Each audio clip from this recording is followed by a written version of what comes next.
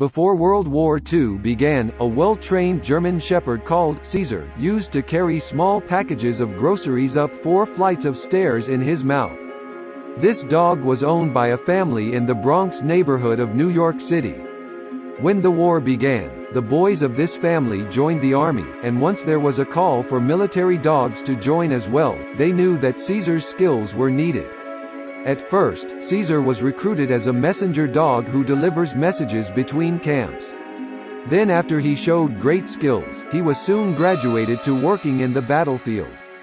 At one night when his handler was sleeping in an island in the Pacific Ocean, he heard the Japanese enemy approaching, so he instinctively jumped out to protect his handler.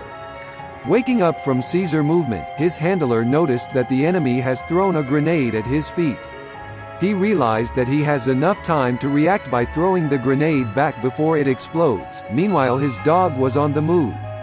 How army dogs are trained for their missions. And what are the different types of these missions that they can specialize in? And what happened to Caesar and his handler next? Welcome to From Nerd to Fun, and let's begin right now. Ladies and gentlemen.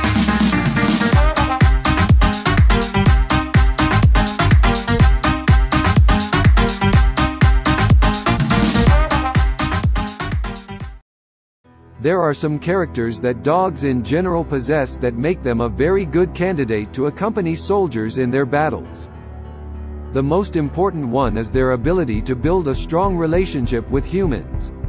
This ensures that they always stick to the handler, abide to their orders and adapt to their body language so that they can easily differentiate between hand gestures for orders and their normal movement. Dogs also tend to associate their life with a main goal, and some breeds like German Shepherds may enter a depression state in case they felt like they lack purpose in their life. Another reason that contributes to their efficiency and consistency is that they are creatures of habit. They tend to create patterns for their life and take pleasure in following them. And because humans are able to train them for having certain habits, they can be very useful for several types of missions. Dogs are introduced to new habits through a process called operant conditioning, which means creating a link inside the dog's mind between a certain behavior and a consequence. This way, trainers can prohibit them from doing unwanted behaviors by providing them with a negative feedback, and embrace the required behaviors so that they become encouraged to repeat it in order to adopt it as a habit.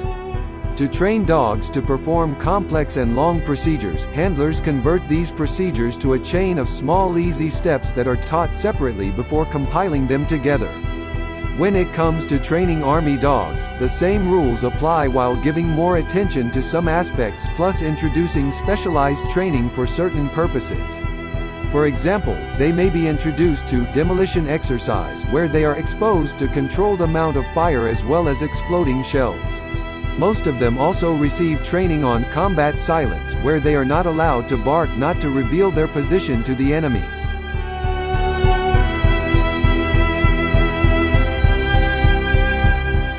There are lots of types of war dogs depending on their training and assigned tasks, and some of these types are both used in army and police dogs. The first type is called sentry dogs. These dogs work on a short leash and give warning once they hear the approach of strangers. They are very valuable when working in the dark or in case that an attack from behind is anticipated. Not only can dogs hear 4 times further than humans, they can also perceive frequencies almost twice that of human ears. The majority of the war dogs are considered sentry dogs. The second type is the scout dogs. They are useful in detecting snipers and ambushes due to their ability to detect the enemy presence long before a human can hear or see them. Few dogs are selected for this task as it requires training on special techniques in order to obtain high level of quiet disposition. These techniques include stiffening their body including their ears, tail and abdomen to prevent any chance of a clumsy movement from happening. Once they reach the enemy, they attack in a sudden and violent manner. There are also explosive detection dogs. They use their great smelling ability, which reaches 50 times as much as humans, to detect the scent of chemicals used in explosives. Even if these chemicals were masked by other odors, they still remain detectable for dogs. This is because dogs have the ability to smell in layers which enable them to detect individual components of a complex odor. Search and rescue dogs are also used during war.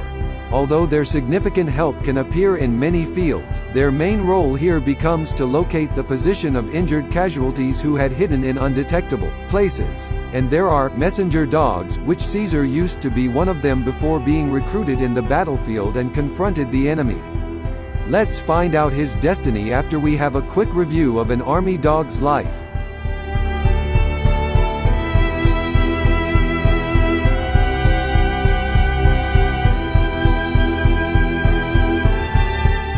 Most U.S. Army dogs are Dutch and German Shepherds and Belgian Malinois. They are brought mainly from Germany and Netherlands. They pass after that through a sequence of tests to determine that they meet the minimum standards. Only 45 to 50% of them pass these tests. They then receive basic training for 4 to 7 months, which is the foundation of all further training, and if they pass they proceed to the advanced stage where they receive specialized training depending on their task and gain a high level of fitness. The relationship between a dog and his handler becomes very strong and intimate that it might take a dog some time before complying with orders from a new handler if their original one was lost in combat. And the same goes for them. If a dog was lost, he is also honored by the entire squad. Feeding dishes are symbolically placed upside down, and a poem called Guardians of the Night is cited in their honor. During this period, their price can reach as much as $150,000. In case they are injured during combat, a special care is given to them before they are reassessed to determine their ability to continue. About 5 to 10% of the war dogs develop a post-traumatic stress disorder after being deployed in combat. However, most of them can recover after 3 weeks after receiving the proper treatment. When they become 8 to 9 years old, they are often released from duty. In some cases, these dogs can be detrained so that people are able to adopt them in their homes.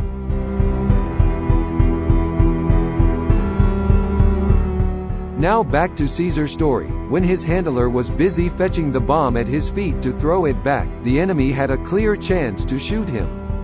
This was when Caesar showed a heroic action by running toward the enemy in order to attack. In his way, he was shot 3 times before the battle broke out. After the battle was ended, the handler managed to find Caesar and take him to the surgeon. At last he managed to survive, and it took him 3 weeks before he was able to return to active duty. Now, like always, if you have a question that you need an answer for, do not hesitate to post it below, and if you like the content of this video, please hit the like button, and don't forget to subscribe and hit the ring bell so that you can see our new videos.